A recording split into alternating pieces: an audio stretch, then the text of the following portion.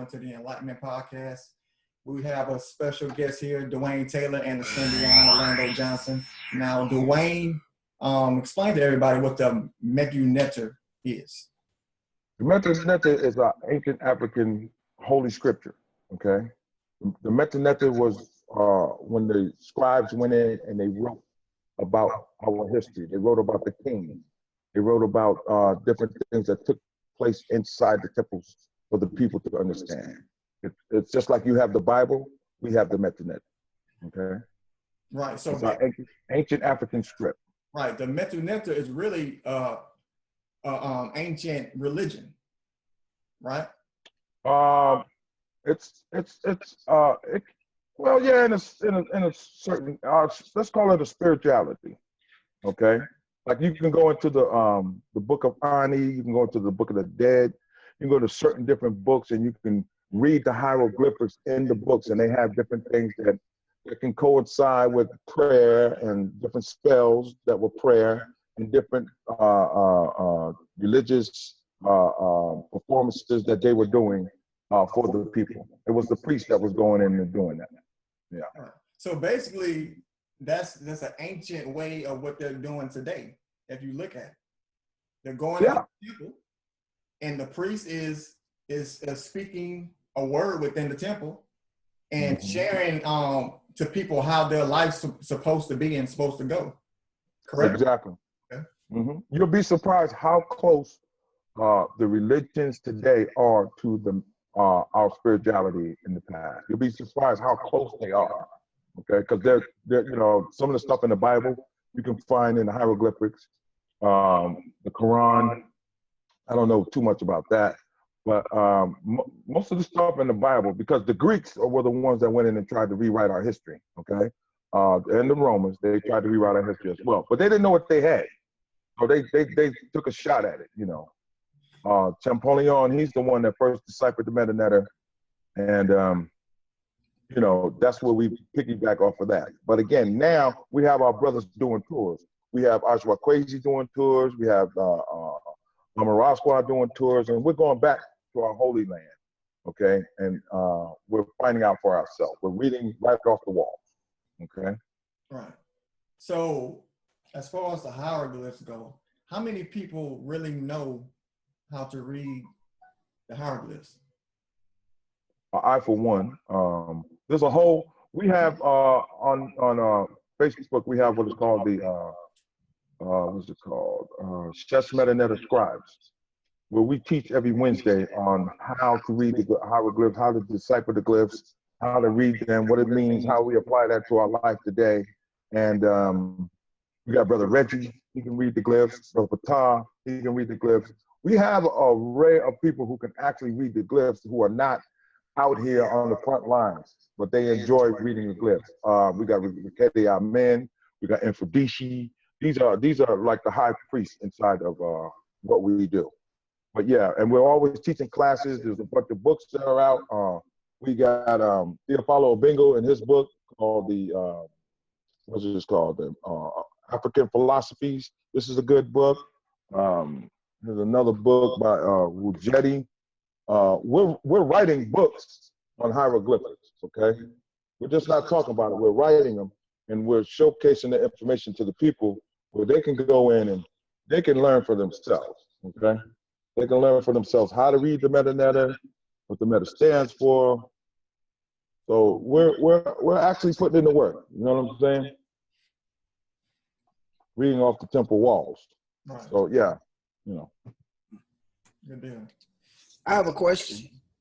What would be the for the African American people, for the melanated people out there, what would be the benefit of leaving? And I'm gonna say religion, just to kind of toss it around out there, to leave this form of Christianity where they feel they found this path, or they feel like they've attained some sense of holiness, and come over into the Medu-Neter and have to, I guess, would they be relearning how to be holy or whole again? Would it be a difficult transition? Okay. I believe once you understand the knowledge of where this religion comes from, then you can make your choice. If you still want to be a Christian, you want to be a Muslim, be an atheist, that's fine. But I think at least you should afford yourself the opportunity to know where it all comes from. Okay. If you decide that you want to go back, then there's books out there that teach you. Okay. When we talk about our spirituality, we're talking about Ma'at. Okay. We're talking about learning how to discipline ourselves first. Okay. And then we become better people. When we apply Ma'at to our lives, then everything is pure, everything is balanced, and we don't have all this up and down and up stuff. When you look at, just like from a Christian perspective, you know, the Bible teaches that we should try to live a holy life. Well, so does Ma'at, okay? The Bible talks about how we should advocate nonviolence and things like that. So did Ma'at. But also there's a lot of lies in the Bible that contradict itself. And so if you want the truth, you have to go under Ma'at, okay? There's a book out, I would suggest Black Men of the Now. If anybody wants to really get into the knowledge, I would suggest start going to YouTube, start watching Dr. Ben and Dr. Clark, start watching our old master teachers at work, okay? If you really want to get in depth, get in tune with what's going on, look at their videos. They're free of charge, and all you have to do is start studying them. You don't have to sit there for hours and hours. Do 30 minutes a day. Just allow a drop of knowledge to come into your mind. We can say, you know what, I can understand that and I can appreciate that. And then as you continue that, then what happens is you start waking up. You wake up to the knowledge itself. You start realizing that you don't need to talk to God through somebody else. You can talk to God yourself. You see what I'm saying? That's what religion does. It replaces the God in you with somebody else. Now you got to go through them to get to your God. That don't make no sense. That doesn't make sense with me. It doesn't jive with me. When I know I don't need anybody else to be an intermediary for me to go to my higher power. Okay, and that's what's happening now. We're so fooled into in the name of Jesus. We got to go through Him to talk to God. I don't see that. Or talk to Buddha. Like the same way in the ancient African teachings. They use no. Then they use Heru as a way to. I can't hear you breaking up. Say that again. Didn't they use Heru as a way to Asar? Well, see those things right there again. Okay, we have what is called manifestations of God. Okay, when you look at the attributes of God, those are called manifestations of God. But we also had it where you had God within yourself, okay? Your higher power was yourself. The more knowledge that you obtain, the more you would be able to go within yourself and search within yourself. If you would set up an altar, right, you would pray to your ancestors and you would give worship to your ancestors, people that you know, as opposed to this ghost, okay? Okay. So basically, oh, go ahead. I'm sorry, my brother. No, go ahead. So basically, and for me, I'm just trying to make sense because I'm big on trying to get the fundamental Christianity or fundamental evangelical Christian to understand that, you know, you're not far off. So basically what you're saying is the concept were to be able to get you to realize how powerful you are by what you are and what's within you. And it taught you how to divinely connect to that higher power. And where you came from. Sankofa, go back and fetch that which was lost. Now, once you get an idea where you come from, okay, now you like, okay, for 4,000 years before all this religious stuff was going on, my ancestors built these temples. 4,000 years before all this religious stuff was going on, we were united, okay? We had our own economic plan. So now go back and study that economic plan and see how you can apply that to your life today. You see what I'm saying? And you'll be surprised at some of the things that you can find in doing so, you know? A lot of people don't want to go back that far. They want now. They want that instant gratification now. Just like when you go to the church and preacher put that oil on you and slap you upside your head and knock you out and take your money, and you got that right now sensation, you know? Yeah, I want to take it a little bit of a different direction, and I kind of want to talk a little bit about this. We'll get back to the whole spirituality thing, but I asked a question earlier this week on my Facebook page, you know, and the question was, is this Illuminati real? Is this a real thing that exists, or is it some sort of entity that we've created for ourselves to make sense of a lot of the things that are plaguing us in the spiritual realm? So we call it the Illuminati, and how they're trying to destroy us and create this one world government and you know, this new world order. And, you know, you hear a lot of these different terminologies. And I'm not saying they're not real, but I'm posing the question because I want to know if these things exist. Well, for me, money talks, okay? And when you talk about money, I'm into financing, okay? I do overseas trade. Mm-hmm. The Rothschilds and all these different people that got this money, that's the Illuminati, the money, okay? And he who has the most wealth calls the shots. I believe an Illuminati was created just to say that we're the higher echelons in this money matter. I don't, you know, the Rothschilds, they start wars and they end wars, okay? But they got all the money, okay? When you look at the banking system today, you first got to go overseas to look at it, because America is a capitalist country and it's founded on greed. But you got to understand where America comes from. America comes from Europe, okay? And there's way more money in Europe than it is in America.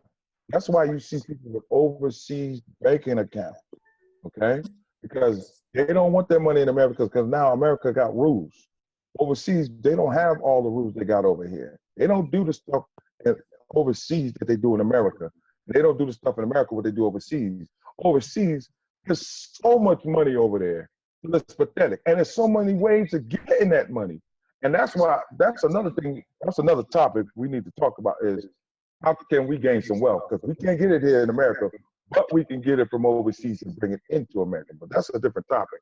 When it comes to the Illuminati, to me, that's just a figment of people's imaginations. And if somebody threw it out there, they grabbed it and ran with it. And now all of a sudden, everybody is like, uh-oh, the Illuminati, the Illuminati. No, that's some rich white folks with all that money, okay? That's the way I see it. I agree with you. I think that, like I say, I think this is some sort of entity that we've created in our minds to make sense of the deception that we're going through. And since we're spiritual being having an external experience, we like to try to piece things together physically. So we give it this name, this illuminated. You know, we don't even realize the words that we're saying, you know, when we say Illuminati, like, what are you saying, you know? I find it interesting because, you know, a lot of people I talk to when they say Illuminati, you know, I kind of have to step back a minute. Right. Me, you know, what are you talking about, Illuminati? But I find it very interesting. And I'm not saying that there aren't people out there who aren't controlling the money or who are not in elite status as far as financial concerns or only because we give that power. Remember, we are the true gods and goddesses on this planet. And the only reason why this illuminated people we've created exist is because we giving them power through the financial system. You know, right. We allow that. We've gotten comfortable with that. You know, so, but I definitely want to hear from everybody else. So Ken, I know you're going to come with some information. Well, I'm that guy that one you may call pseudo, because I'm that guy that get my information from within, and then I get confirmation from researching.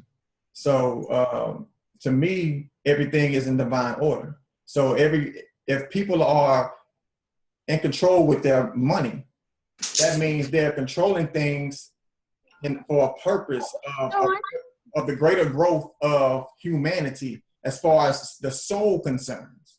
Okay, I think everybody is here for soul growth. So everything is set in place for that purpose.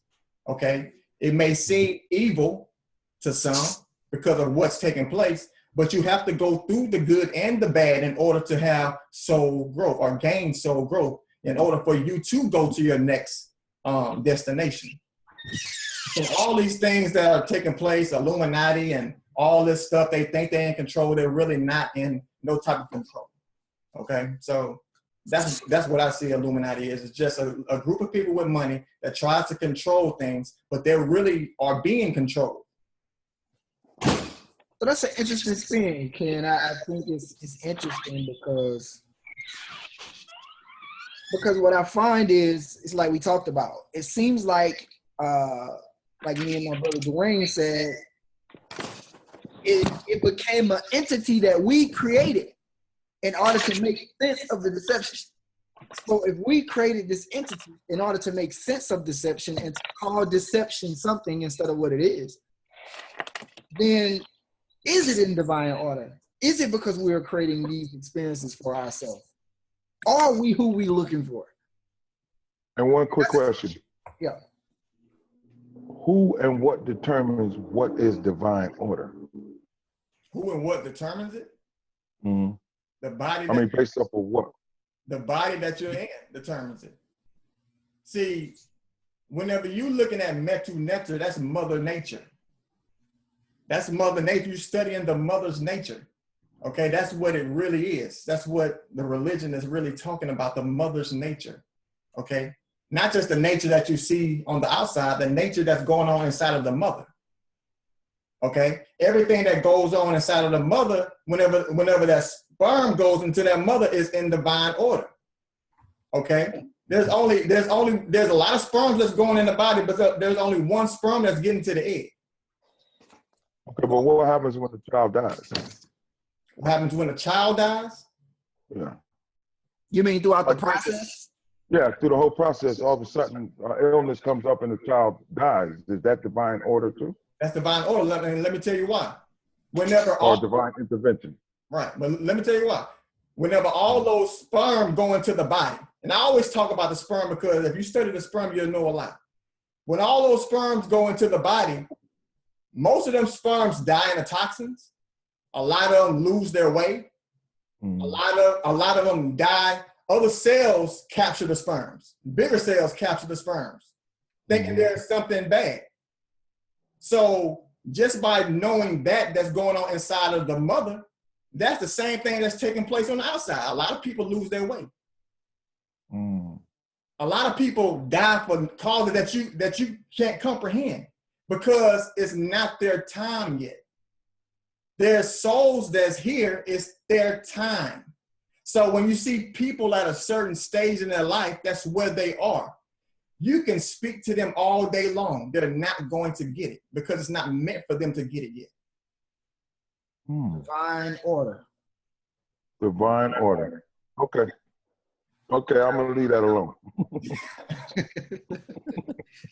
Brother Dwayne, I find it real interesting, man, because I know that the House of Consciousness deals with a lot of science and a lot of facts, and we talk a lot about spirituality, and I like facts. And I do read and I do study things, but I also leave room for that spiritual essence to guide me through information. Kind of like Brother Ken, we're kind of one and the same.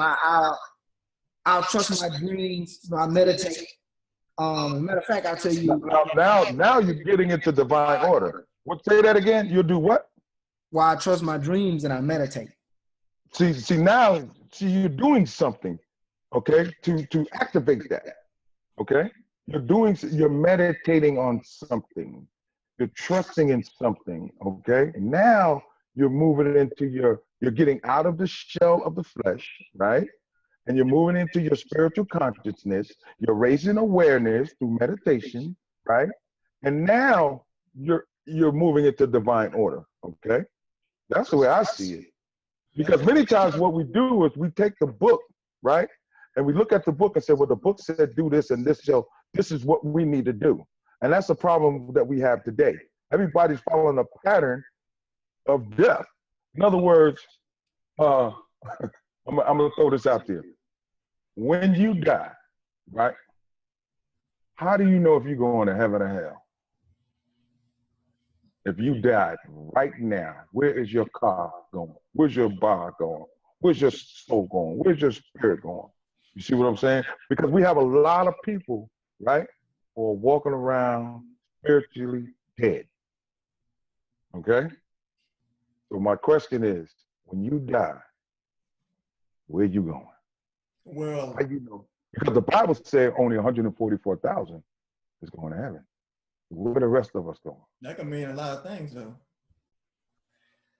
Well, we get into that Bible, it gets real tricky. It gets real tricky, man. We're talking about, mythology, astrology, Kemetic science. We're talking about a lot of stuff in that Bible. That one book is intertwined with a lot of Sumerian doctrine. There's a lot in there. That's basically all the Greeks did. Took a whole bunch of, different things from different places and put it in one book and said, now you go get it. But basically, it does three things. I always say this: if you're enlightened, it will enlighten you. If you're asleep, it will deceive you. And if you just The Walking Dead, it will confuse you. That's why we have so many different religions, so many different doctrines and principles, and you got all these different contexts. You got to stay within the context, and you got to do this, and you got to do that, and you deal with all the context. It really don't matter at the end of the day. I came out of a very strong religious background. I've looked at it from the Church of God in Christ. I've even branched off into some hyper dispensationalism or the mid-ax dispensationalist.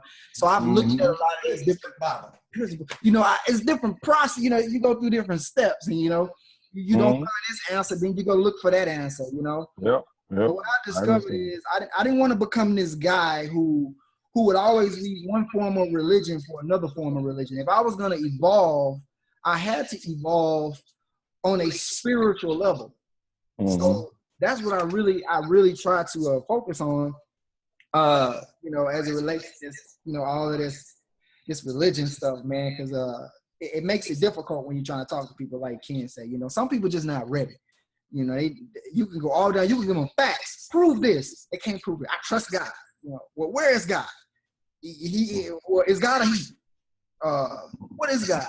It goes on, and you can use the same, Bible against them, and that's the funny part. When you talk to these kids today and you ask them, what do you know about your history? Well, I know about, some of them don't even know about Malcolm X and Marcus Garvey, H.F. Brown and other people. But when you understand what took place in 32 dynasties, oh my God, something came over me when I realized that we are the cradle of civilization, okay? It came from Africa. Those are our people, you see what I'm saying? So that gave me a rise to say, I found my people, I'm home, And that's when I started moving certain things aside. I was saying, you know what? This Bible isn't for me. Here's my Bible right here now. This is my Bible, okay? This is my Bible right here, okay? This is my Bible. This brother right here was with Dr. Diop. Okay, he was one of his students. This is Theophilo Bengo. Okay. African philosophy, the Pharaohic period 27. Quranic period. All right. Yeah. This is my Bible, brother. And this oh my God. And here's another book that not too many people know about or try to get into. This is a powerful book. Okay. This is a very, can you see that? Yeah, When We Ruled. It's called When We Ruled. Okay. It's a very powerful book, and it has a worksheet, a workbook that goes with it. Okay. This is a powerful book. These two books right here alone, man, you can teach history. And then also we have what's his name, from University of Kemet Press, brother Kilimanjaro, his books, okay? He's a beast. He's the one that came out and started. He wrote maybe 15 books. He said it took him 20 years to write them. His books, oh my God. I'm telling you, the game is changing, man. It's changing, okay? The game, we're coming out of this Hellenistic paradigm, and we're coming into our own. We're writing our own story. Dr. Faragee, he's one of the top scholars in the conscious community, you know? And these are the people that are involved in our circle. They got their own journals now, okay? That are changing the dynamics. Because before they had the powers that be had their journals, and those are what we went on. Now we have our own journals where we can look back and see our professors who went in and dug the digs in Africa, who went in and rewrote the stories. You see what I'm saying? That's what's up. What do you think about Donald Trump? What do I think about Donald Trump? I think Donald Trump is the Trump card. Donald Trump is that card that they're trying to play in order to kind of keep their power, the power that they think they have. So they're using Donald Trump as their joker, as their wild card. Do you possibly think that we were, as melanated people, were in power for a time, and then it had to change to somebody else to get that power, to see how things will react with the melanated people or with the souls that are coming? Like say for instance, it's like they're taking turns having power, if you know what I mean. Do you think that's taking place? I think we were generous and we let people come into our lives. Black people are very loving, caring people by nature. And I think what has happened is they turned us into beasts, because now we have to be savages towards each other just to survive. I think our African culture allowed people to come in because we were loving people. And when they came in, they had a different agenda in mind. That was to take over what we had. Okay, so you don't think that when we had power that we was doing those same things to... Not on this scale. We had wars. We had arguments. We had fights. We had captives. If you lost and we beat you up, you would be rendered a servant for us. But not on a scale where we're going to wipe out your whole family. There's millions in the ocean right now. Not on this type of scale. Again, they took what we had and they distorted it. And now today, we're trying to get back to that, you know. But no, I don't think that we were as savage as they are now. So back then, there were mostly the civilization was melanated, correct? Mm-hmm. Okay. So if the civilization was mostly melanated, and then, you know, they begin to have, this is what I think, the land divided. Mm-hmm. I think all the land was together and the land began to divide. Right. People started migrating. Right. Mm-hmm. And different cultures was formed. People was in different places or different weather conditions and in different environments, and it caused, you know, skin tones and things to change. Right. Right. So some went to Europe and stayed in the mountains. Yeah. So right. So with that being said, I mean, since it was all melanated mostly back then, yeah, we were in power. But to me, this is a place of growth. This is a place of growth. This earth that we call it is for people to grow, to go to another stage or another journey. Okay? So, so there has to be, like I said, it has to be the good and the bad, the positive and the negative. You know, in order for your soul, you cannot have all good and expect your soul to grow. Right?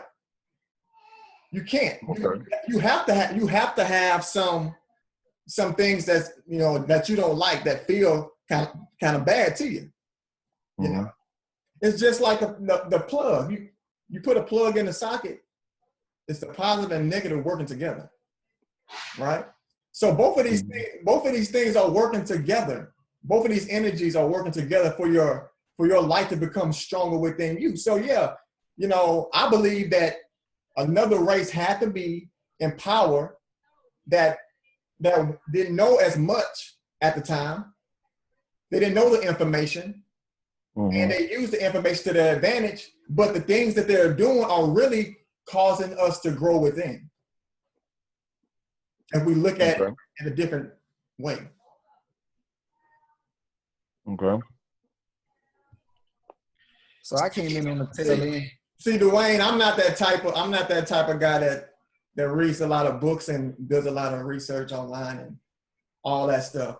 I'm the type of guy that meditates, and then from my meditation, I receive the revelation within me, and then I go look for confirmation on the outside of me, which is online and stuff. And most of the time I receive my confirmation that way. Okay, let me ask you a simple question. What's your religious background? My religious background is Christianity. That's where you got that from. You think I got it from Christianity? So you That's what it sounds like to me. Well, everything from the Medu-Neter to any religion is dealing with spirituality. It's dealing with the soul growth. All of it. It's a foundation. Christianity is a foundation. The Medu-Neter is a foundation. The Muslim religion, that's all a foundation that a person needs to have while they're here in order to know which way to take. Okay? If they choose to. But again, you got to understand something. All I'm saying is, I agree with you to a certain degree, but I believe that what's missing here is that those foundations are false. I'm not saying they're false. I'm not going to say they're false. The foundations are not false. They're just tainted. Okay. Well, no. No. I'm not going to go too far with you. You're going to go there. You got to explain. I'm trying to hold back. I'm trying to hold back because here's a couple of facts, okay? And these are facts, okay? This is not an opinion. These are facts, okay? But where are you getting your facts from? Research. Okay, so somebody else, right? A team of researchers that sit down and research this information and come up with a scientific fact. Okay. Okay. So basically, it's somebody using their head, trying to perceive something from their own mind, trying to figure. Not somebody. A team. A team, right? A team, like 5 or 6 They people. come to a conclusion. They come together first. Exactly. They all come together and say, okay, we're going to say this is the right way. And people Let's research this. And people look at it and say, okay, since somebody wrote this down, this must be right. I can write books all day long. I can write books all day long, and people say, oh, since it's in a book, it must be true. Okay, are you familiar with peer review? Who? Peer review. Peer review. Okay. Peer review. Peer review means is if you consider yourself a scholar, right, then write something and give it amongst your peers, your other scholarly peers, and let them review your information. Let them critique your information. That's what we do. We critique the information before we even put it out there, okay? Because we want to make sure it's right and exact. But I wanted to get to this point. Let me say this right quick, okay? And a lot of people are not going to agree with this. But when it comes to religion, Muhammad never existed. Jesus never existed. All the people in the Bible that people talk about, they never existed. Right. They never walked this face of the earth, ever. Right. And never. Asar, Aset, Mayat, all these people have never existed. Right. But we are the ones that say it's a myth. But these people are trying to say it's not a myth, it's a reality. That's bull. Okay? They want us to believe something that ain't true, and we're already telling you, this ain't true. This is mythology. This is cosmology. Right. Okay? But they want us to believe their stuff. right? And what they did was they took our stuff and made it real for the people. But check this out, Dwayne. Check this out. It's a foundation. Just like some people teach their kids Santa Claus, right? And then later on they say, oh, Santa Claus wasn't real. I'm Santa Claus. Yeah, they say I'm Santa Claus. Mm-hmm. But check this out though. If you say you study science and you study anatomy and you know the body and all these things, Santa Claus, you have a colostrum within your brain, right? And this colostrum releases oil and it goes down the spine, correct? Go ahead. You don't believe that, see? Well, I'm gonna let you go with it though. Go ahead. But you don't believe that. See, it takes a person to have to experience these things in order to believe it. That's why people always looking outside of themselves for an answer. Because they haven't had that inner experience yet. See, you have to open yourself up within first and then go outside and look for what you're looking for. You have to release yourself, like Pata always say, to find yourself in everything. You have to release yourself. You have to search yourself. Right. I understand that. Yeah. Right. You have to search yourself to find out what's going on. Right. But in the process of searching yourself, right, it's different levels to this. Right. Yeah. So how you going to search yourself? Many times people search themselves like this. Put your hands up against the wall. What you got on you? You see what I'm saying? They searching themselves like that. As opposed to going within their spirit and say, you know what? Okay. How can I become more spiritual? And then why do I want to become more spiritual? You don't have to be a good person and be spiritual. You can be spiritual and be the worst person in the world. Exactly. Right? So again, I believe through meditation, through honoring your ancestors, right? And through revelation knowledge, okay, that this is when you begin to grow. I agree with some of the stuff you're saying, but all I'm saying is that I don't have that value system. My value system is bigger because I know where I come from. Okay. And I honor those people who paved the way for me, and I honor my ancestors that now I can go back and read about. Right. And I agree with everything you're saying, Dwayne, but you can look at this thing in a lot of different ways because there's a lot of different cultures that's teaching the same thing in a different way, you know, just for they can understand it or comprehend it. See, you're looking at it in the way that you can understand and comprehend. Somebody else may be in another culture and they can understand it and comprehend it that way. Right. But it's really all talking about the same thing. No. Okay? It really is. If you look at it, the ancient Kemetic culture is a more pure religion because it's older. Say it again. It's a more pure religion, right? Because that's it. That's it. Religion. That's all I wanted to hear. You are 100% correct. Okay? And when we go back to the purest form, okay, then we can get to more pureness, if that makes sense. I can't say there was no 12 apostles, but I know I have 12 cranial nerves. You know, I know I have that. Which that again? 12 cranial nerves within the human body. Oh, okay. System. Okay. Each nerve access certain points of the body that control certain emotional states of who we are, which in the Bible, well, you could say the chakras, you know, but whenever you get into that, then you realize that even the apostles had different aspects of themselves. They exemplified. Well, I'm not saying they was real, but according to the Bible, according to the Bible, or in the Bible, in Matthew chapter, you know. But when you read the Bible, you will see that these apostles had, attitudes, and they were angry, and they had all these different parts about them. They would show, just like within you have 12 cranial nerves that access certain part of your emotions, right? So everything kind of like is a higher science, is a higher level to it. I do feel like it has been tainted because it's been stripped from its original form, and when you don't know what you're pulling, you really hurting yourself, and that's what has happened. Yep. Throughout the course of the years, because they've stripped this science, which is basically the science of spirituality. They've stripped it, and they basically caused more harm than they did help. Dwayne, check this out, though. Check this out. And I always say this, man, all the time. When somebody gossips on you, right? Mm-hmm. They may be almost true. The first person might be almost true. But when it gets down to that 300 person, it's totally different. The story is totally different. Understand what I'm saying?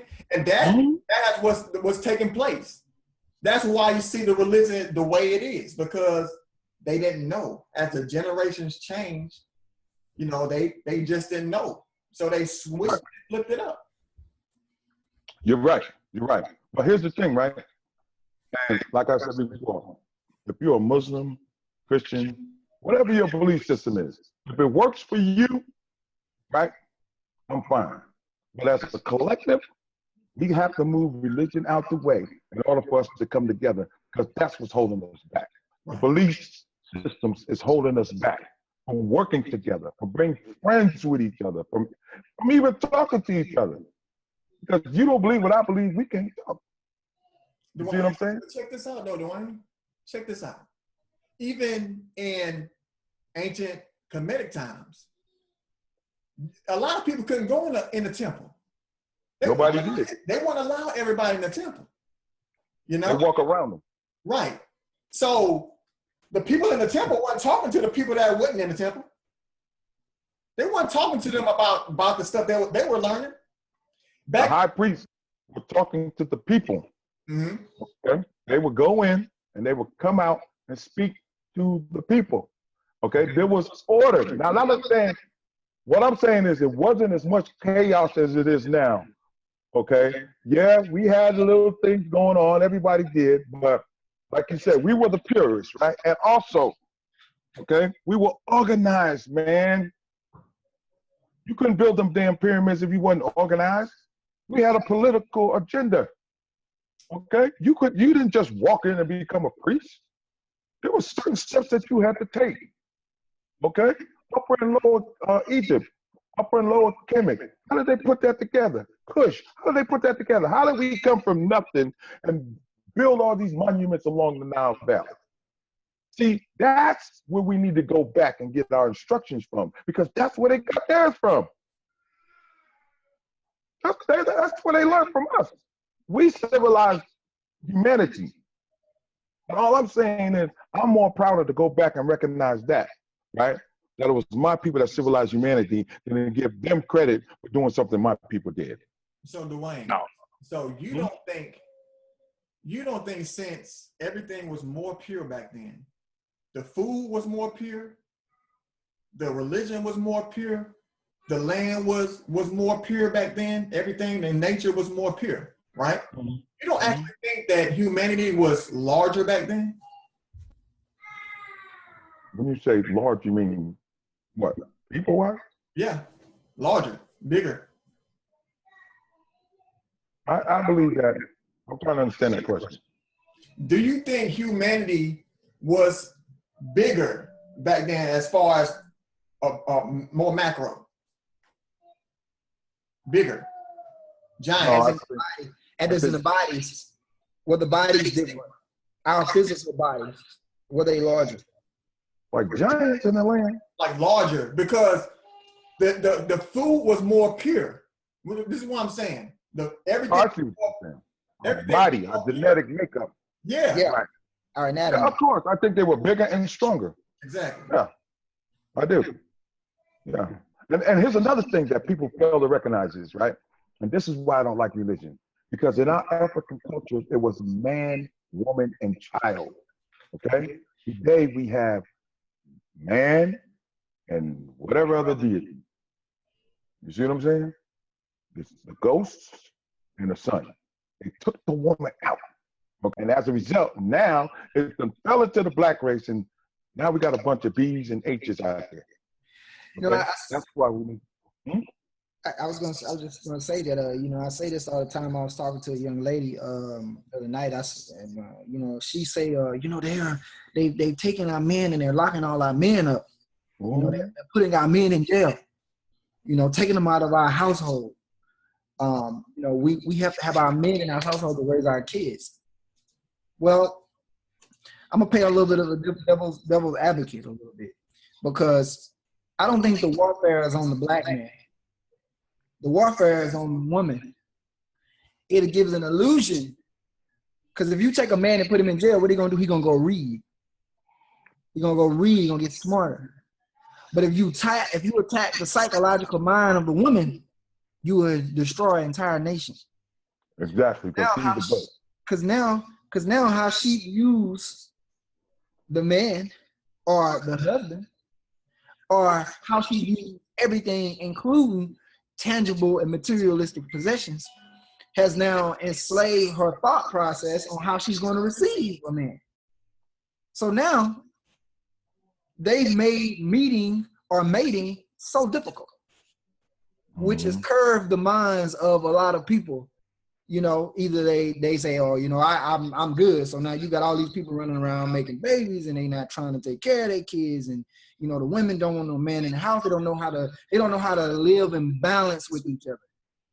You know, no my, you know, so I believe the real warfare was on the psyche of the woman, not on the physical beating of the man, because the man can take that.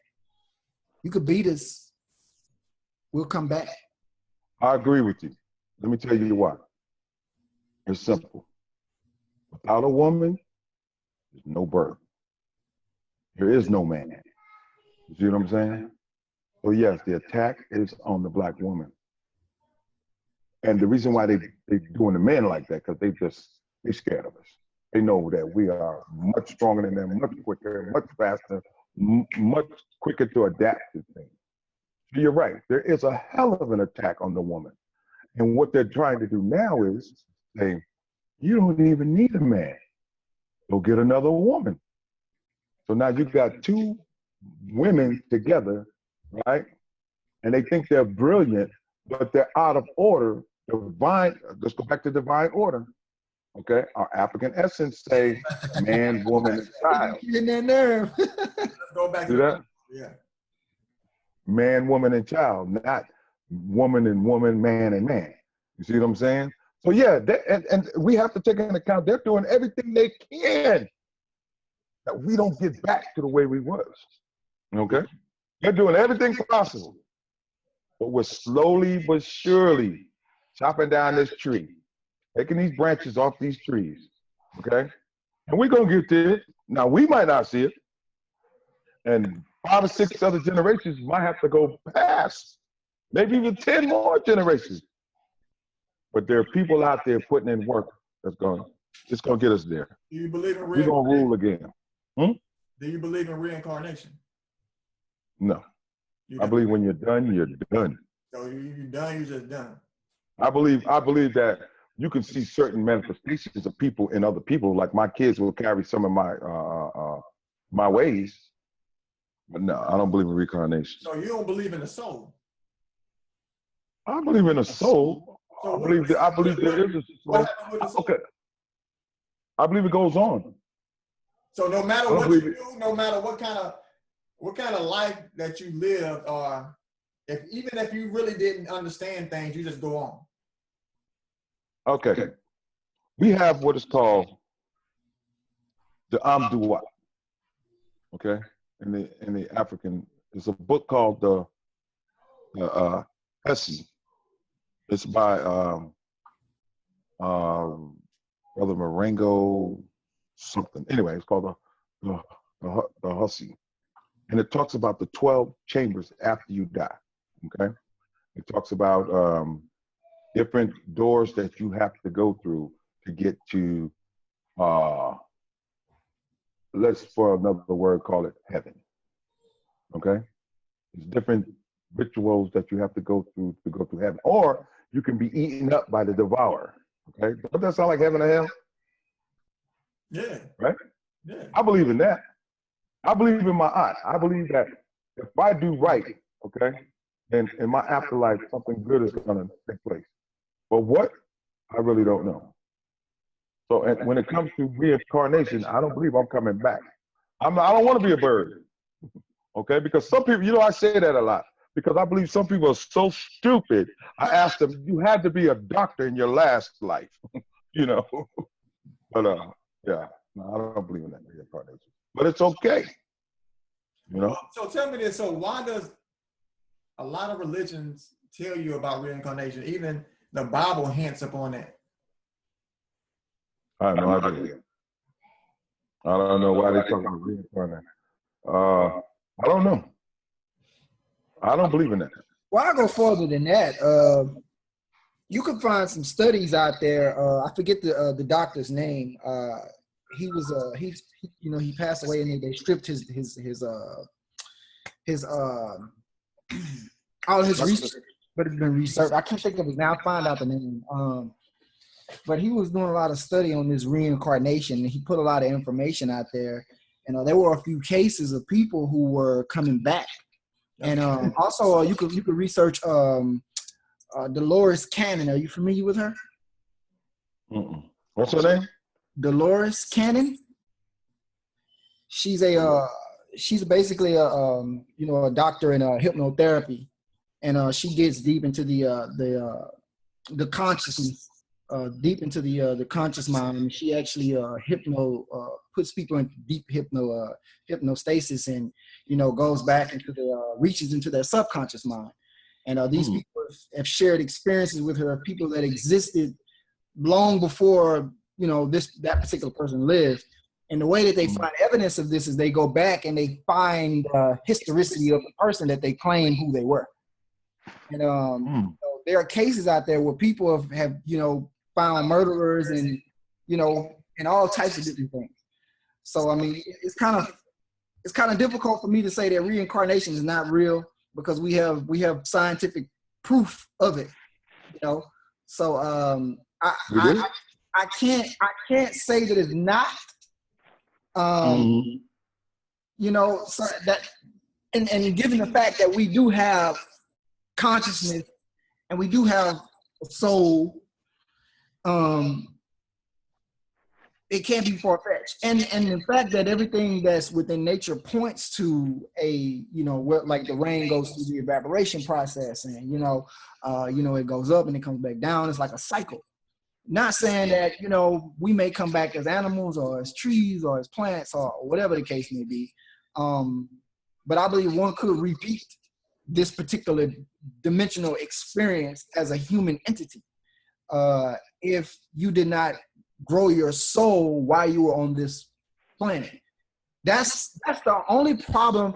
I love consciousness, man. I love, the conscious community. And it's like I said earlier, my only problem is within the conscious community, is there a way to actually be on one accord? Like, I'm not saying that we're not going to bump heads, we're not going to argue, we're not going to, like that, get into this whole disagreement, because the whole ideology behind it all is to grow within your soul. And as you're growing within your soul, you should be able to work together, because we are all from one source. I like that.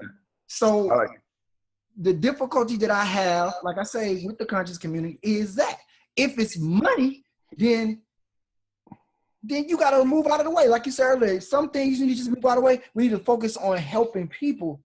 If helping people is the most important thing, let's focus on that. And then what we need will come to us. It'll come to us. It's going to come to you.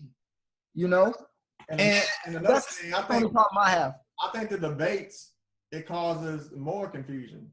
To be honest. That's interesting. Oh, that's interesting. It does. It just, I hear that a lot. It's just showing a duality mindset. You have to duel with another person in order to get your point across. And it hits us right here.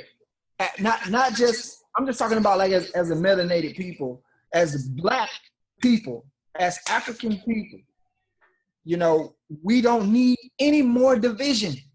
So if you have people who are leaders in the conscious community, and they can't agree, that is a problem within the melanated community. And people are saying that. They're saying, oh, y'all got this community thing going on, huh? Well, watch this. I'm going to sprinkle a little bit of this here, sprinkle a little bit here, there. And then now you got all these different, divisions and scholarship, and, you this and you pseudo, you that. I'm like, well, okay, well, hold on. Wait a minute. Time out. All right. Even if we can come together and say, hey, let's not talk about certain things over a global platform. Let's come together as men and talk as men and handle that in private, because it don't look good. I get it. No, Orlando, they can't do it that way. Let me tell you why. Because that confrontation brings in more people, and more people is going to view, more people is going to watch. It brings in more money to the debates.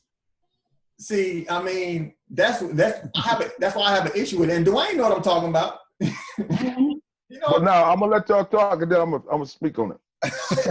Go ahead. All right, let me speak on it. All right. When you say debate, right? Certain types of way to debate. The debate has elevated. Now it's like, if you can't cite your information to tell us what you're talking about so we can research it on our own, what you saying don't matter no more. Your opinion don't matter no more, okay? More people have grown from these debates because they go in with pencil and paper in hand, okay? And they writing down certain things to take back home to research. Now, how we debate needs to change, okay? But the debate should never stop. How we do the debates is what needs to change, because we're debating, just like Sarah Susan said, every word he come out of his mouth is a cuss word. Just like young Pharaoh, every word he says is a cuss word. Sonata got a problem with cussing, he cusses. But there are scholars who don't use this type of method anymore. It's changing. That's what's happening now. We're evolving into something different.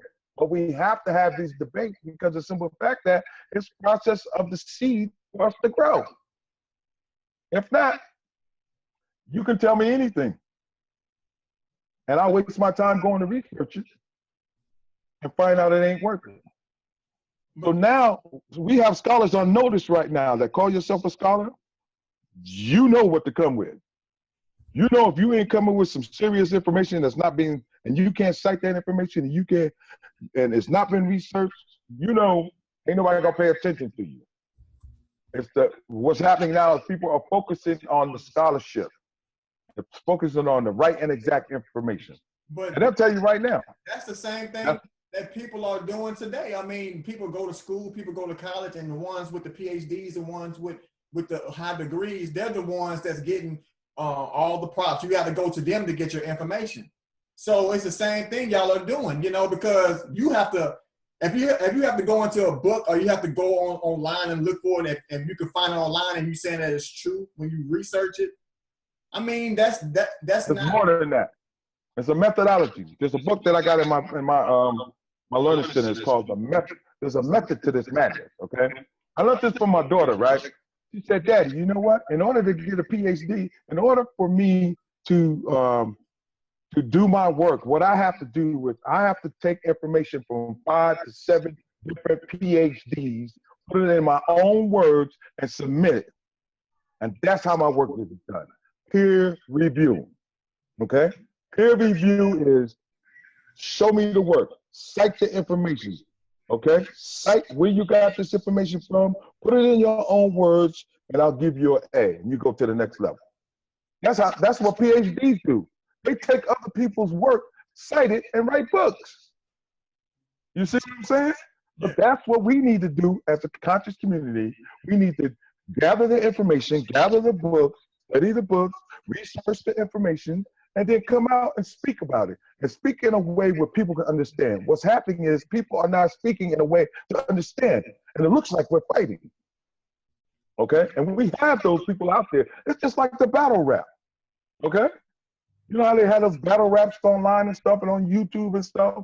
And even when we were coming up, we were battle rapping. It's the same thing. It evolved into something different though, didn't it? And now look, it took over the whole music world, right? Yeah. So the debates, they have to go on. They have to, man. But if not, people, listen, and one more thing, right? We are street people out there trying to do something positive for our community.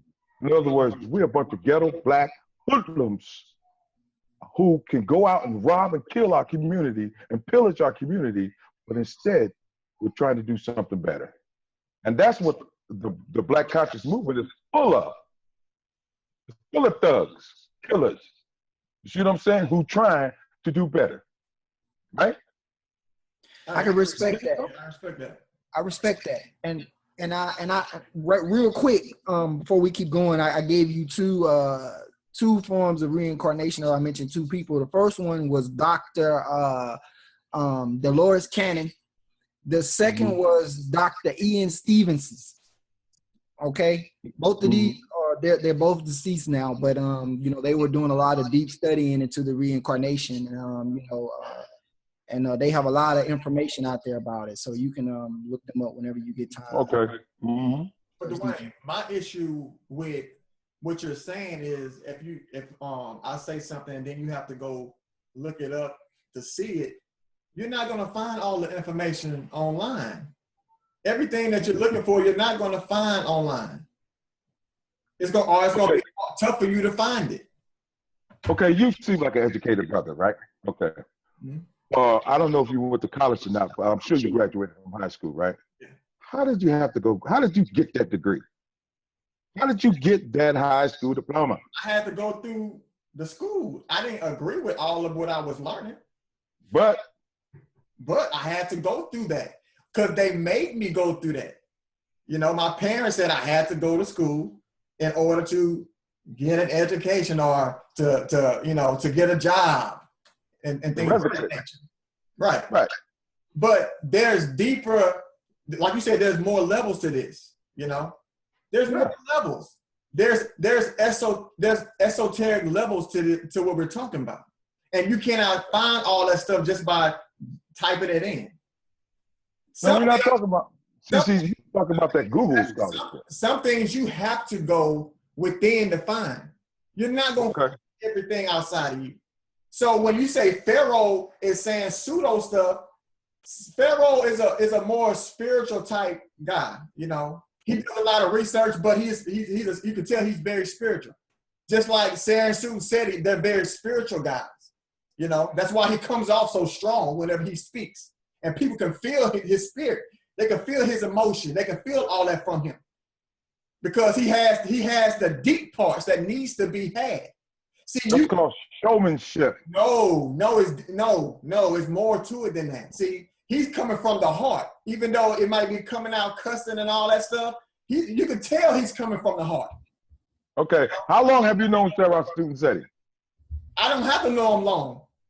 Okay, that's the problem. Because what he tell he's coming from the heart.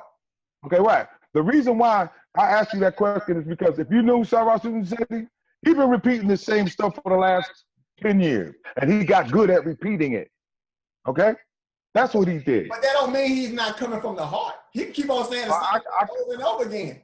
But people gonna keep on listening to him because he's coming from the heart.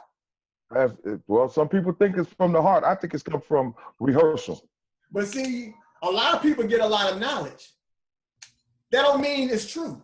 There's a lot of knowledge that is not true. Then that ain't knowledge. That's not knowledge. Well, knowledge comes from work. Just like I asked you, how did you get your diploma getting out of high school? You worked for it. You put in that work. You went to them books. You did that research. You had to do certain things, certain prerequisites in order for you to obtain that piece of paper. Just like in the community, in order to become a scholar, there's prerequisites. You're not going to just jump up in here and be a scholar and without going through the peer review and get the respect of these scholars out there. They're not going to give it to you. They're going to challenge you. Okay, we had a brother come in with a PhD. Okay, they called him pseudo because they didn't understand how he applied the white man's educational system to a black situation, right? But as he kept talking, he began to talk about his reviews in Africa. He started talking about his journals and different things like that. And now he has the ear of the community. And as he continues, he'll have the respect of the community. And that's the problem. People want to walk in, gather the respect without doing the work. You got to do the work, bro. Then you get the respect. And the work is in the books. And that's why black people today, what do they say about black people today if you want to hide something from them? Put it in the book. Put it in the book. But Dwayne, everybody has a different gift. There's people, you need the knowledge, but you also need the spirituality part. You also need, and I don't even want to call it spirituality. You have to have that esoteric knowledge. You have to have that stuff coming from within you, the information that's coming from within. You cannot just get it from the outside of you and think that you're going to have everything. I just have one thing I want to say. Go ahead, Dwayne. Okay, let me just say this, because if that's the case, right? If what you say is true, tonight I'm gonna go inside myself. And I'm gonna say, there's $1 billion plan inside of me. I got $1 billion plan. I gotta find it. You're taking it the wrong way. I'm gonna burn a bunch of candles.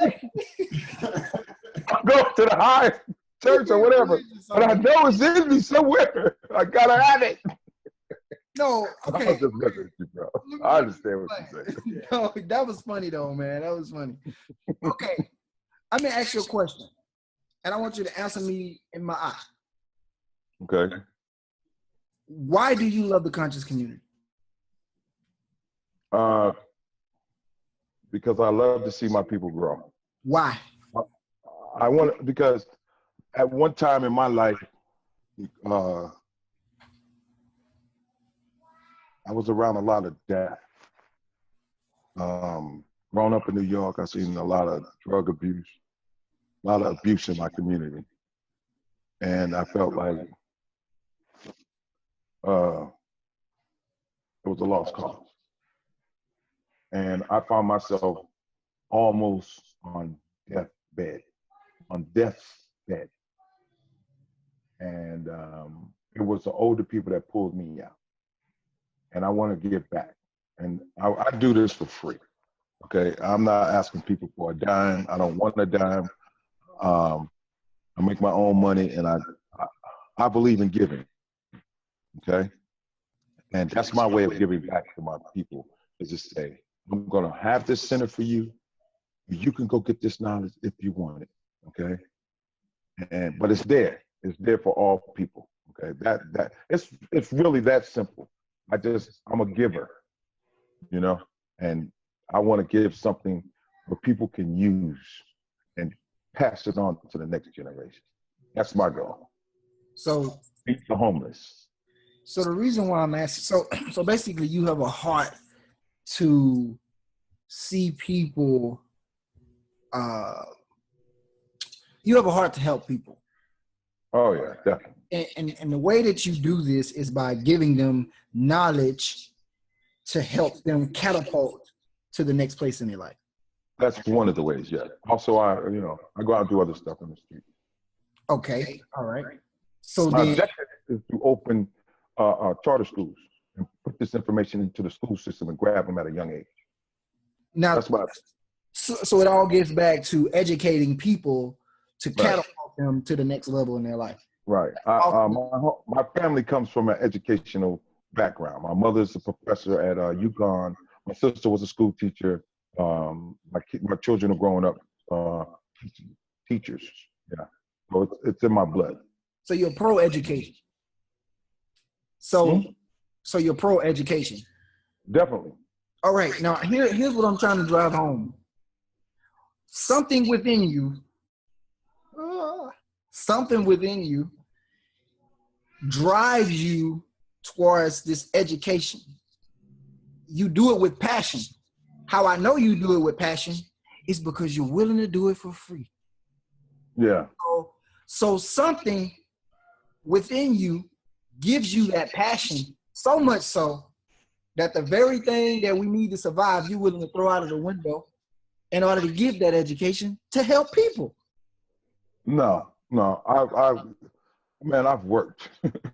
Okay, I again, like I said, I live in California now, but I came off of. I remember 13 years old sleeping on park benches. I was a adopted kid. Okay, I was a badass too. I'm a big boy. Okay, I'm like 240, and I'm huge. I was a bad boy, but I say all that to say that I had to get my money first. I had to get my money up. You know what I'm saying? So I could be in a situation where I don't have to struggle doing this. You know what I'm saying? And so now I'm that's where I'm at. I don't have to struggle getting this done. It's easy. Okay. My thing for real is, okay, I don't know if you guys know what this is, but this is my real stuff right here. These are my toys. Drone. Okay? Yeah, that's what I'm into. I'm into drones and guns and paintball. Well, I can relate to you on that. I do a videography on the side as a hobby. But You mess with those drones? Yeah. I actually went to the Art Institute of Houston for audio video. So I had to take some classes and stuff like that. But the reason why the whole point I'm trying to make is there was something in you that pushed you to the level that you are. Whether you had to go through all types of different, things in your life, you went through hard times, you had to do some bad things, you had to do some good things, there's different things that you had to do that kind of created this particular being that you are today, which is a very loving, obviously I can see that, right? Mm-hmm. So the reason why I'm saying is when we get back to Brother Seti and we get back to Brother Pharaoh, which I don't know neither one of them personally. I can't say I've never met them. I've never shaken their hand. Only thing I've ever seen was them online. That's it. Right. That's the lifestyle they live. Mm-hmm. But the message. It is the intent behind it. Even if the information is pseudo, right? Even if the information is false, the intent behind what they're doing is what a person is drawn to because we're spiritual beings. Exactly. Especially the young people. Right, because they are. Pharaoh has a huge. He's very passionate, and everybody can see that. I respect that brother for his passion, for his art, what he's doing. I respect him for that. Same thing. I respect him for that too. Same thing with Seti. I respect Polite what he's doing now.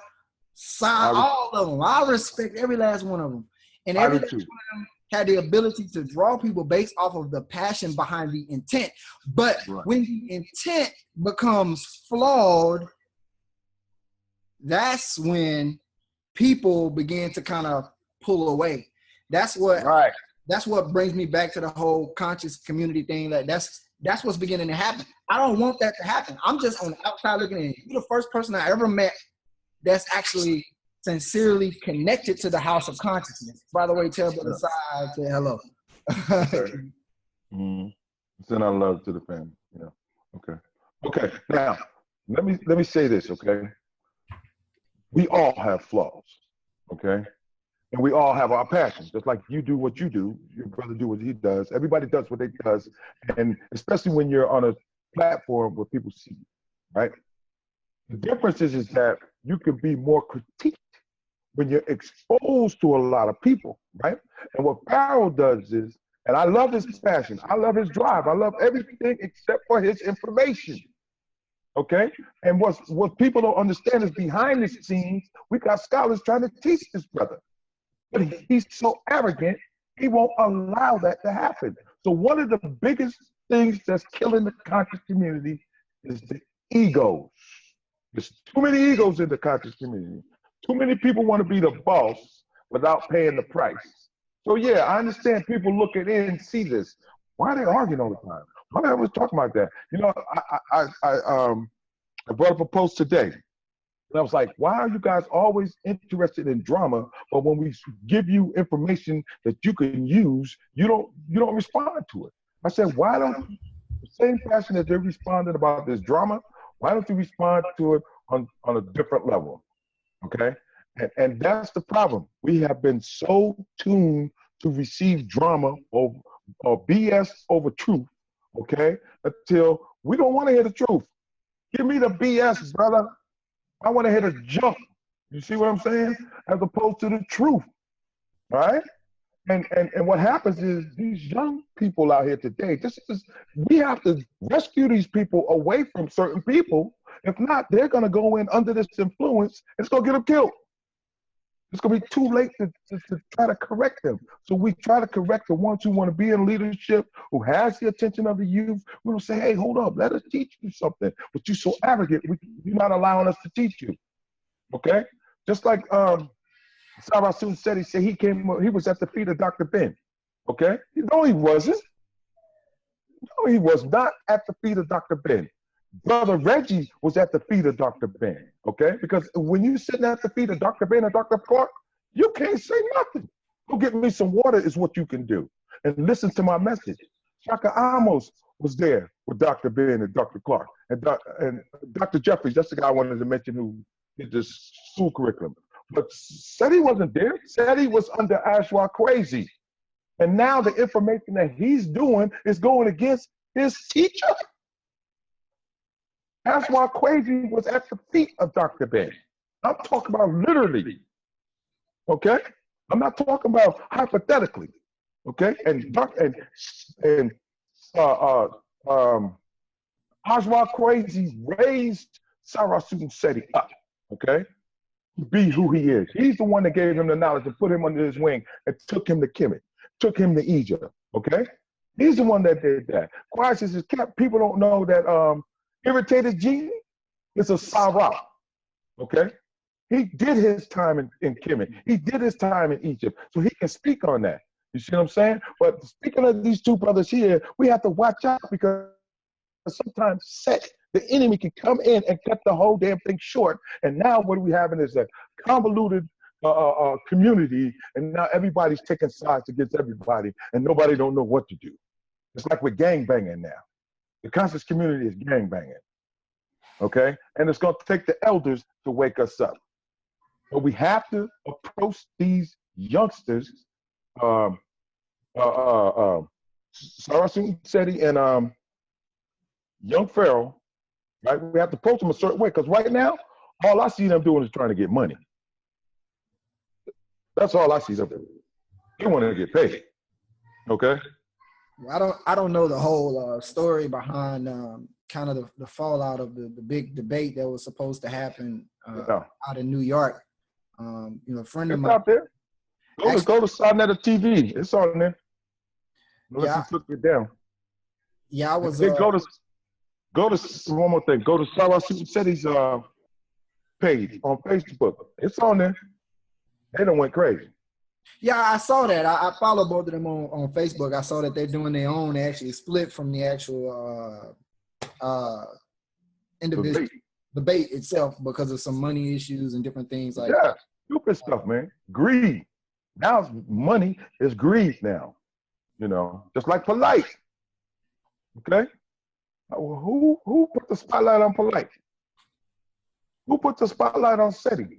Who put the spotlight on most of all these groups that you see out here now trying to come up and bring forth this information? Who put the spotlight on them?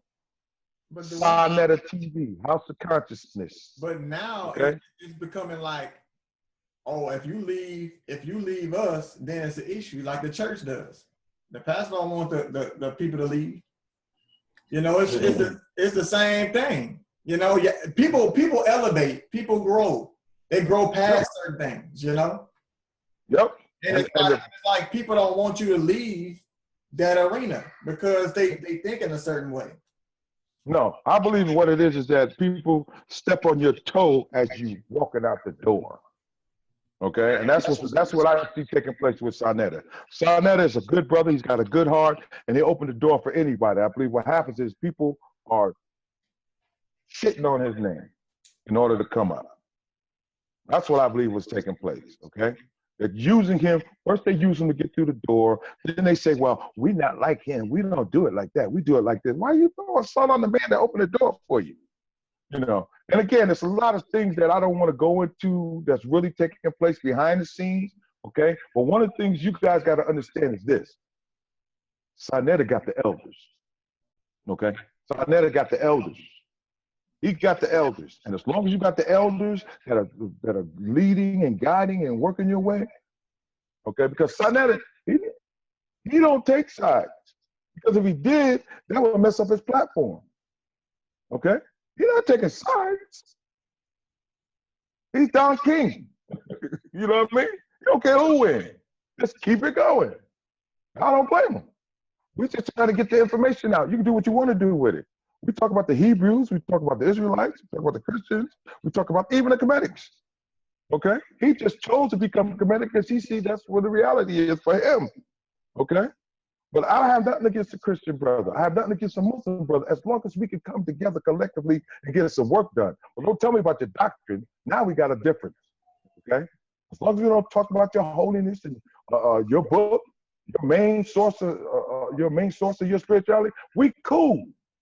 Okay, we could go fight and do some work. Okay, let's go feed the homeless. Let's go open up some schools and bring some real education into the school system instead of being out here fighting about this religious stuff. I'm down for that. Okay, but if you step into that religious arena, you can best believe there's some razor blades in there. You're gonna get cut.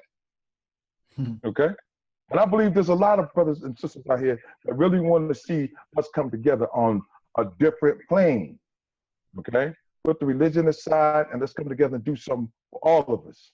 You understand, all of us don't want to see us come together because some of us got white wives, okay? Some of us have a white mentality. Some people working for the white man, okay? And I don't have no problem with that, okay? Some people like spinning with them. Some people caught up in a mindset, for self. I want mine, and what's mine is mine, and mine is mine, and what's yours is mine, okay? But I believe that there are a big group of people, Christians, Muslims, and all in between, that want to see us do something, come together.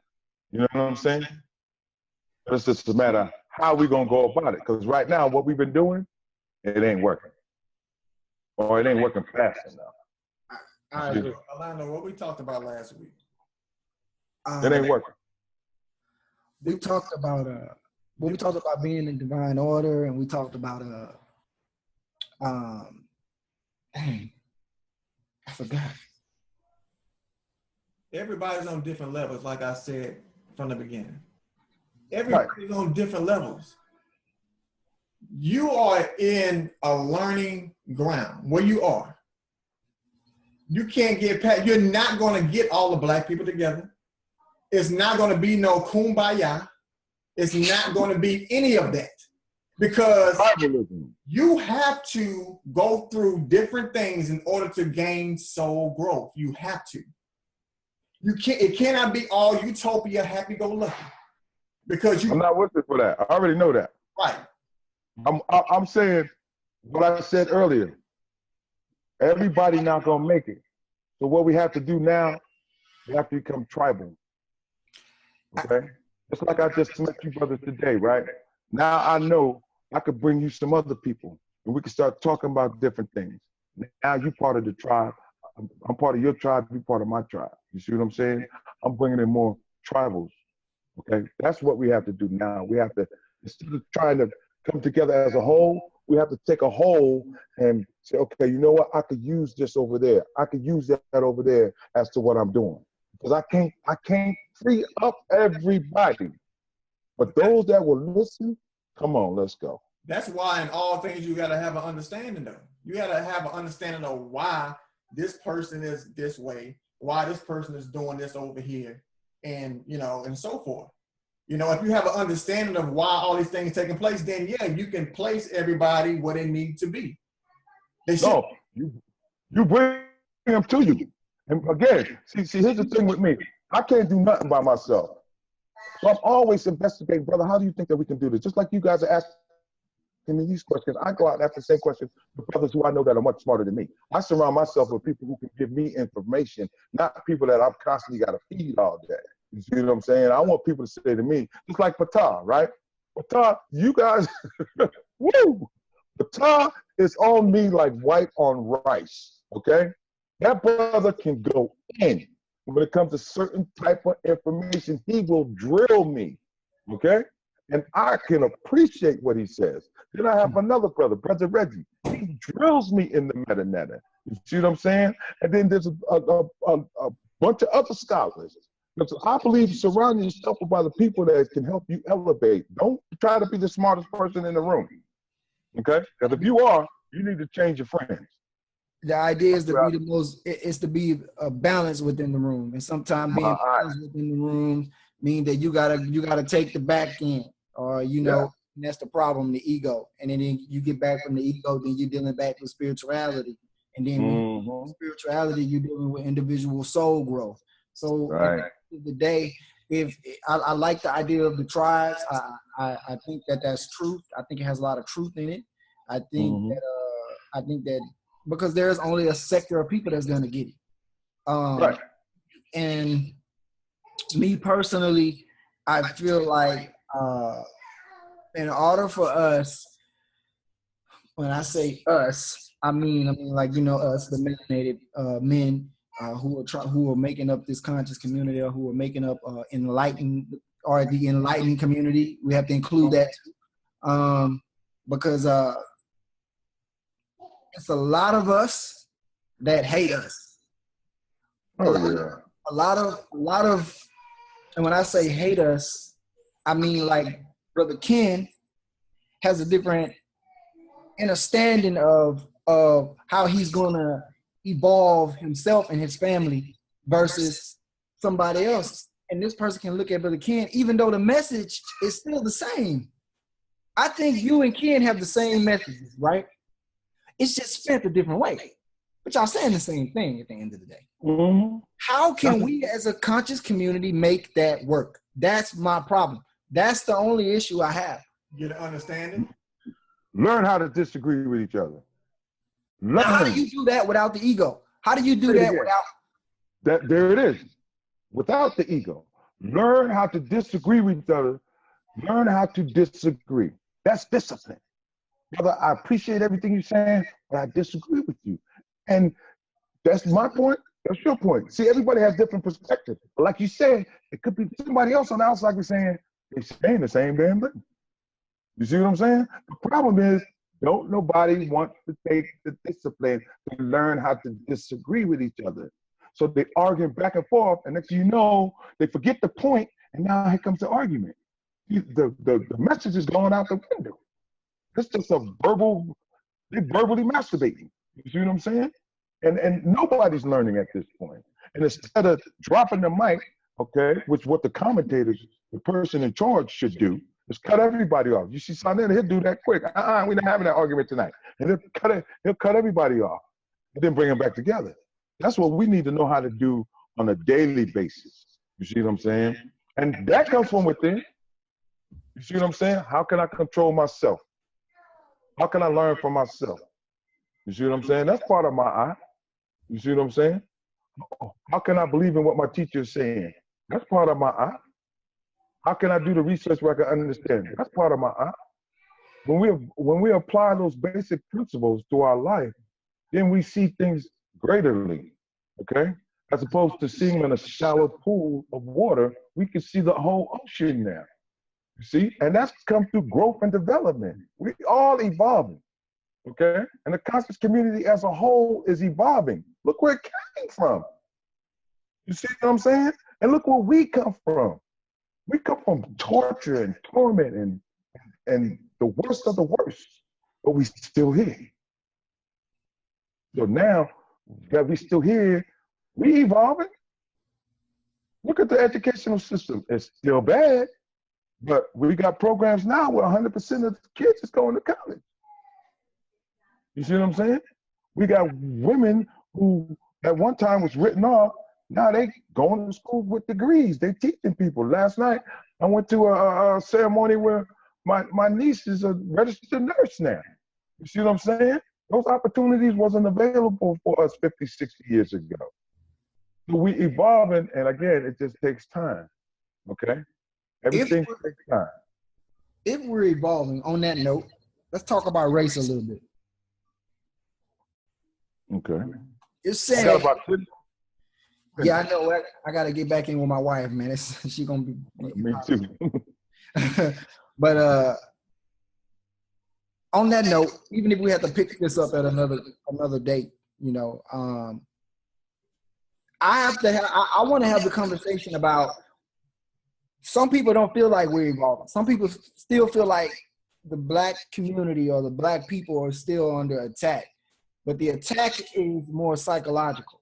Right, so we get degrees, but we don't make as much as other races do. Not bear in mind, I'm not a racist person. All right, I'm not racist. I don't really subscribe to. We're not saying. Listen, let me say this. I'm not saying racism does not exist.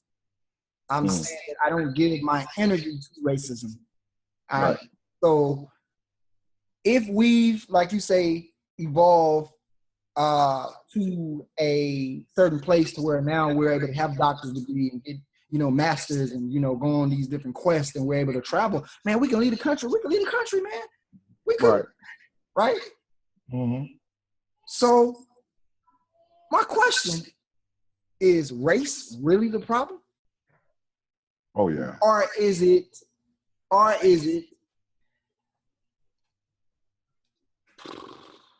years of post-traumatic slave disorder, and we're holding on to that particular struggle, and we are creating, like, that gets us back to the question about the Illuminati. We create this entity in order to make sense of the deception. Have we allowed post-traumatic slave disorder to create an entity, a blockage, in the Black community to make us feel like we are in this, was not superior. Yeah. What's the word? Inferiority. Inferiority complex. Yes. And the answer is everything that you said, yes. Is yes. Because we do have this post-traumatic slave syndrome. We do have that. Because we believe it's the white man, okay? The second thing you said was when we talked about inferiority complex. And why do we feel that white people are superior to us as opposed to us being superior to them? Because we perish for lack of knowledge, okay? Number 3 is because white supremacy is in full effect, okay? White supremacy is in full effect. We might not see, well, I don't see it because I live in the suburbs, okay? But the inner city people, they see it, okay? The inner city people, you walk in the store, they look at you, okay? The inner city people, when I say inner city, I'm talking about in Los Angeles. It's hard for people to get by. Okay, we did Sonetta did a thing a couple of months ago where he walked into a Chinese restaurant and said, hey man, I don't got no money. Can I get something to eat? The Chinaman told him no. And he's in Harlem, okay? But he went to his own people and his own people gave him food. Then he went back to another place and said, man, can I get something to eat? No, you can't get nothing. That's the way they treat us today. They're not gonna give us nothing. And it's up to us to understand that white supremacy is in full effect and they don't give a shit about us. They don't care nothing and they hope we die, okay? And if they could, they would kill us, okay? But it's in full effect and America is racist as they come, from the corporate America to the bottom line construction worker, okay? Now my question. Go ahead. All right. I made a statement earlier. I said that I'm not saying that racism does not exist, but I do not give racism my energy. It seems that you have not given racism your energy. Why? Because I'm going to tell you why. I'm going to tell you why, okay? If it wasn't for the Quakers, okay, slavery would still be in effect today, okay? If it wasn't for the concerned white people who wanted to see justice, this shit would still be going on today, okay? If it was, and then from a place that touched my heart, okay, when I was growing up, okay, it was white people that took me and said, you know what, you can do better, I'm gonna help you, okay? So, and I don't have white friends, but the white people that I've met, I would say half and half. Some were racist and some weren't. So not all white people are racist, but you have the ones that are out there that are racist, and they want you to know it. And that's what I'm fighting against, okay? I believe in equality. I believe earn your way to get to where you need to go, okay? Don't give me nothing for free. Let me earn it. But at least give me the blueprint. Let me have the same standard that you stood on. Okay, give me the same foundation that you stood on and let's run the race. But the problem is they run the race and they get there quicker than we can because they got more people pushing for them to help them get there. And we have more people holding us back that claim they want to help us get there. So yes, and that's part of the racist society today. Yes. Mm-hmm. The biggest thing, I'm sorry, go ahead. No, I'm done. Brother Ken? I have nothing to say about that, man. You know what I stand with that. I mean, it's not about none of that stuff, man. Right. This stuff is divine and set in place in order for the soul to grow. If nobody don't want to see that, then hey, you're gonna be continuing to duel with those physical things, because those things are in place for you to grow. That's it. Racism is in place for me to grow. That's it. It's in place. You have to go by nature. You have to study nature. You are nature. It does not change from the first dimension, second dimension, where you are right now, to where you're going. Nature is working the same way. You have to go through a process in order to get to your next step. Okay. And once you go far enough down that process and you open yourself up and know enough, then you will grow and you will begin to get information faster. And then you will get to your destination. But you have to go through the process. Okay, I have one question for you. Okay. I got one question for you, bro. And then I gotta go. Okay. You talk about nature. You talk about the process. That's what Mother Nature is, really. Mother Nature. Okay. I got you. Now, watch this. Okay. There were 10 people sitting in church. Okay. And this cracker went in and shot their asses up. Where was nature at then? Was it part of nature for them to die? You can't so that we can live away from nature. You are in nature. No, I'm asking, answer that question. Was it part of nature? It was daytime to go, and nature said, your ass gotta go. That's it. That's it? It's simple. People don't want to leave it simplistic. They want to go and find some science and switch it all up in their mind. But nature is acting the same way. All you have to do is study the sperm. You were once a sperm, and now you are a macro human being. You was a smaller cell in the body. Now you are a macro human being now.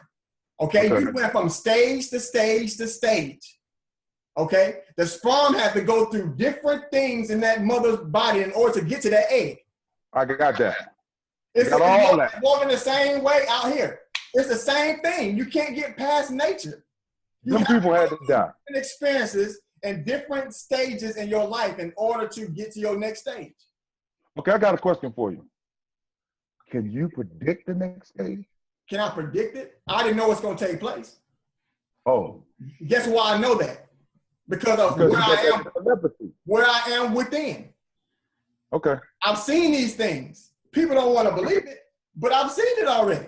Okay, I got one simple question for you because, I believe in validation and verification, okay? So tell me what's about to take place in the next 5 goddamn minutes. What's about to take place in the 5? No, it don't work that way. You ask me after we leave, okay? Can I say something? Look, Dwayne, we can go to that. I've had visions to where I've seen something and it happened the next day. Because okay, give me a vision, right? Give me something, substance that I could work with and say, damn, he was right. Something. Dwayne, am I gonna flip and fall tonight? This is a process that you have to go through within yourself. Okay. That's why you went to learn in the temple in order to find your temple within. That's why you went to an outside temple. How did I get there though? How did you get there? Yeah, what led me there? Your heart. Your heart was ready. No, how can I get something in my heart if I don't know what's sitting there? I had to study and find out how to get to my heart. I had to study and find out what was in the temple that would intrigue me enough to want to go in there and see it. What made you want to do that? You have a will within. I had to create that will. Something inside you wanted to do that. You had a desire to do that. So that means your heart was there to do that. Okay, let's not get past this though. I can't get past this. Okay. Go ahead. No, let me get it one more time. Okay. I want to know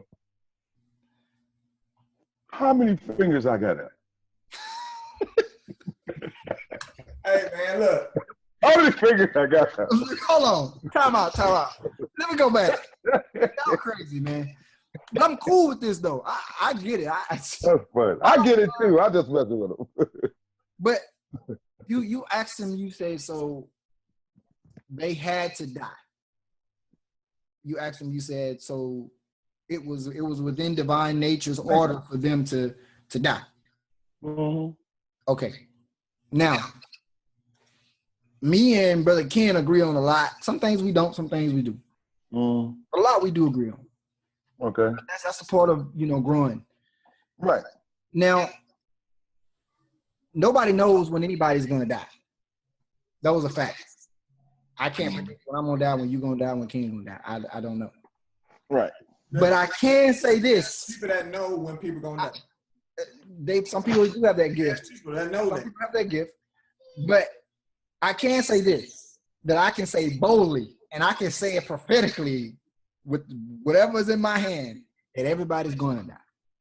Those are facts. Everybody's going to meet death sooner or later. Everybody's going to die.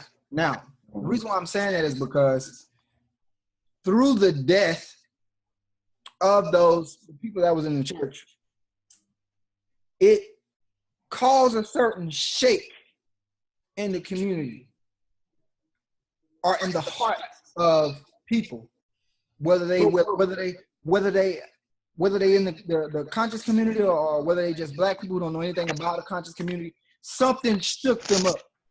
Same thing with the death of the young brother who got killed years ago by Zimmerman. I can't think of his name right now. I don't know. I'm having a bad brain for it. Trayvon Martin and Alton. And, all these people died. It caused a certain shake or a certain foundational or core shake within people to wake up and say, oh, man, like, what's going on? Because I believe people was really asleep before then in a lot of ways.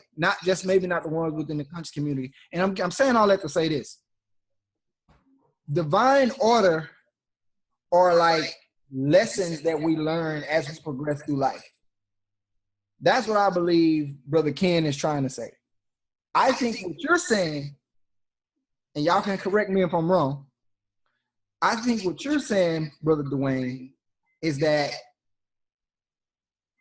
within that lesson, there must be some information gained or given. And in the way that information is gained or that it is given is through you acting on your intent to get the information. Mm-hmm. So basically, you need to open up some books and study or go read something to gain this information in order for you to learn or in order for you to grow. Either way you spin it, it's still within divine order, regardless. Nobody wants anybody to die, but we all gotta die. Mm-hmm. My mother has to leave this earth, my father, my wife, everybody has to die. We may not want them to die because we're connected to them on a deep level. Mm-hmm. But within that, it's still in order. It's going, and when I say in order, I mean like it's going to happen. We just don't know when. Right, I got that. I understand that, and I have no problem with that. Everybody has a destiny with death. Okay, I got no problem with that. Right, and when it comes to spirituality, I have no problem with that either. It's just that my thing is I'd rather go to the source than to get the secondhand information. Okay, now people choose how they do what they do, and I don't have no problem with that until it comes to me. Now, when I'm approached with it, I have to give them from my perspective. You see what I'm saying? I'm not going to agree with your perspective if you're not over here with me. Okay, that's why I say we need to do away with that. Okay, and find some common ground. And right now, it seems that we have less common ground and more conflicts than we have anything. Right, and that's part of excuse me. That's part of a growth pattern. Okay, because in the midst of the war, you can grow from the war as long as you don't get killed. Right. Or in the midst of doing debates, you can grow from the debate. Excuse me for a second. You can grow from the debate. There's always a process of growth. Okay, and that's my thing. Let's grow. If we're gonna be spiritual, damn it, let's grow. If we're gonna be scholars, let's grow. But let's not stay stagnated. And we got too many stagnated people, and I'm not just talking about conscious people, I'm talking about people, period, who are stagnated and refuse to elevate. It's time to elevate. Hey, I got to elevate myself up out of here because I hear somebody calling me. Okay? But look, it's a pleasure, man. When y'all doing your next show? Every Friday, man. Every Friday. Every Friday. Okay, good. Send me some information and maybe I can come in and jump in with you guys every now and then. I'm normally traveling, but yeah. Todd just called me just now. This is interesting, man. You get some things done. We can chop it up a little bit more, man. I mean, we can get together, and I know Mr. Patel wanted you to come on with him. Yeah, because I know a lot about his book, and I'm telling you, that's a powerful brother, man. Oh, yeah. We need brothers like him to lead the conscious community, but they so far away from him, so he don't want to reach them the way I know he can. Let me tell you something. Okay? What he says is clearer than I've ever heard it. Like the Kemetic knowledge. Yeah, very clear. Very clear. And I understood everything that he was saying, even though I'm not really in it. I understood everything that he was saying, and I resonated with that. Yeah. Yep. That's a good brother, man. He speaks powerfully, but don't get him pissed off because he can flip on your ass too. He can go deep, okay? He try to be nice, but he's a good brother. But I think some of the stuff he says when he's talking to me needs to be heard to the community so that they can understand what needs to take place now. You see what I'm saying? When he talks about the thought process, when he talks about the eye to see and the ear to hear, when he talks about going through the door, getting away from the door of European understanding and coming within the knowledge of the self. That brother is gifted. He's a blessing in my life. Okay? All right, brothers. I gotta sign off. This is Tahuti. Thank you for inviting me. I just want to leave you.